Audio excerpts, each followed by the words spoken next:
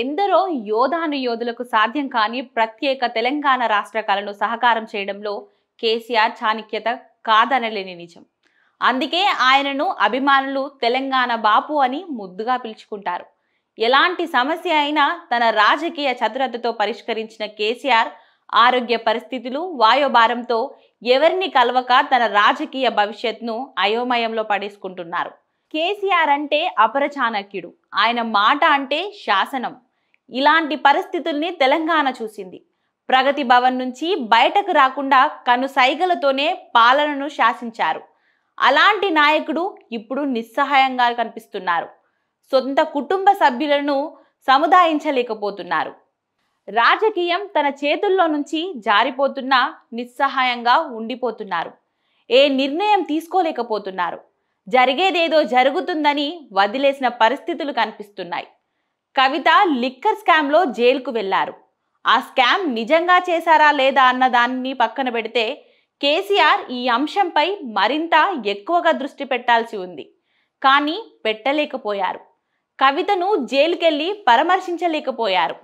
తనకు చెడ్డ పేరు వస్తుందని ఆయన అనుకున్నారేమో కానీ ఎప్పుడూ అలాంటి ప్రయత్నాలు చేయలేదు. అదే సమయంలో రాజకీయాల విషయంలో కవితకు సర్ది చెప్పలేకపోయారు. ఆమెకు పార్టీలో ఎలాంటి పాత్ర ఉంటుందో చెప్పి అంతవరకు పరిమితం అవ్వాలని సూచించలేకపోయారు.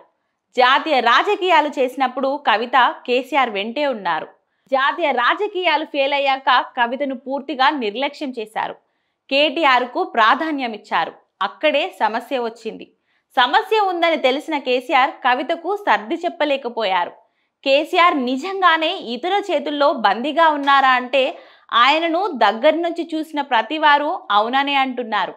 మీ చుట్టూ ఉన్న వాళ్ళ గురించి, వాళ్ళు చేస్తున్న పనుల గురించి తెలుసుకోండి నానా అని కవిత దీనంగా ప్రెస్ మీట్లో విజ్ఞప్తి చేసుకున్నారు.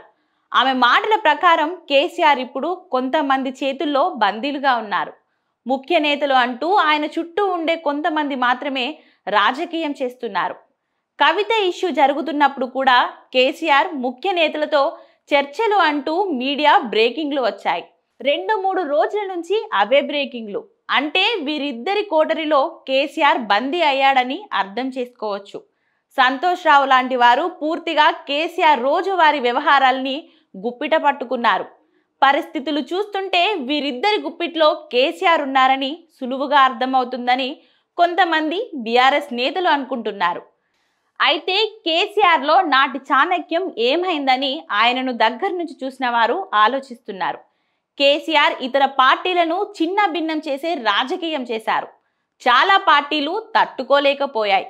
కానీ ఇప్పుడు సొంత పార్టీ చిన్న భిన్నం అవుతున్నా ఆయన ఏమి చేయలేకపోతున్నారు.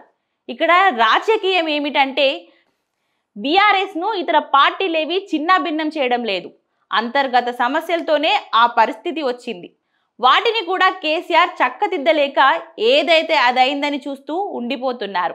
కేసీఆర్ చాణక్యం అంతా గెలిచినప్పుడు మాత్రమే బయటకు వస్తుంది.